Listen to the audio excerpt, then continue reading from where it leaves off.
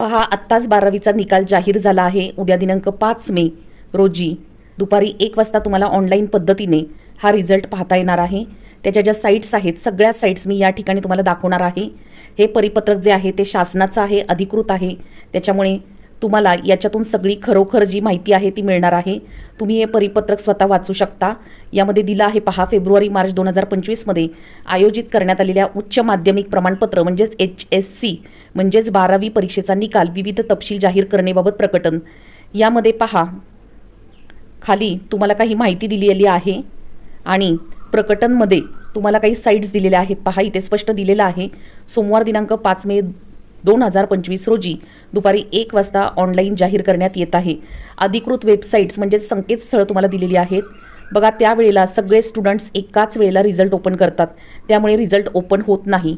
या ठिकाणी जे संकेतस्थळ किंवा वेबसाईट दिलेले आहेत हे व्हिडिओ तुम्ही सेव्ह करून ठेवा आणि इतर मुलांना देखील शेअर करून ठेवा, जेणेकरून तुम्हाला ही संकेतस्थळ त्यावेळेला पाहता येतील आणि कोणतीही प्रकारची अडचण येणार नाही। त्याचप्रमाणे शासनाने असंही आपल्याला सांगितलं आहे की परीक्षेस किंवा एक्झामला जे विद्यार्थी ज्यांनी गुण संपादन केलेले आहेत त्यांना सगळे जे गुण आहेत ते उपलब्ध होणार आहेत संकेतस्थळावरून। म्हणजेच तुम्हाला तुमची गुणपत्रिका या वेबसाईटवरून मिळणार आहे आणि त्याचप्रमाणे त्याची प्रिंटआउट देखील तुम्हाला घेता येणार आहे। त्याचप्रमाणे एक महत्त्वाची अशी अपडेट आहे की डिजिलॉकर ॲपमध्ये डिजिटल गुणपत्रिका संग्रहित म्हणजे सेव्ह करून ठेवण्याची सोयसुद्धा या ठिकाणी आपल्याला उपलब्ध करून देण्यात आली आहे। व्हिडिओ स्टॉप करून तुम्ही हे संपूर्ण जी माहिती आहे तुम्ही ती वाचू शकता आणि व्यवस्थित पडताळणी करून पाहू शकता।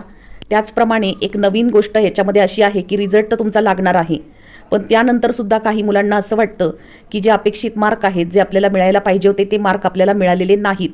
त्यासाठी तुम्हाला फेब्रुवारी-मार्च 2025 उच्च माध्यमिक प्रमाणपत्र इयत्ता 12वी परीक्षेच्या उत्तरपत्रिकेचे म्हणजे ॲन्सर शीटचे पुनर्मूल्यांकन करण्यासाठी म्हणजे इव्हॅल्युएशन किंवा रीचेकिंग रिव्हॅल्युएशन करण्यासाठी ऑनलाईन पद्धतीने अर्ज मंडळाच्या अधिकृत संकेतस्थळावरून करण्यास प्रथम उत्तरपत्रिकेची छायाप्रत घेणे अनिवार्य असून छायाप्रत मिळाल्याच्या दिवसापासून कार्यालयीन कामाच्या 5 दिवसात पुनर्मूल्यांकाच्या कार्यपद्धतीचा अवलंब करून विहित नमुन्यात विहित शुल्क भरून संबंधित विभागीय मंडळाकडे विद्यार्थ्यांनी ऑनलाईन पद्धतीने अर्ज करणे आवश्यक राहील। ज्या विद्यार्थ्यांना उत्तरपत्रिकेचे पुनर्मूल्यांकन करायचे असेल त्यांनी अधिक माहितीसाठी संबंधित विभागीय मंडळाकडे संपर्क साधावा। आता या ठिकाणी पहा, ही सगळी जी माहिती दिली आहे ती तुम्ही स्वतः व्यवस्थित वाचून घ्यायची आहे, कारण बऱ्याच व्हिडिओ येणार आहेत आणि त्याच्यामध्ये रिझल्टबाबत सांगितलं जाईल।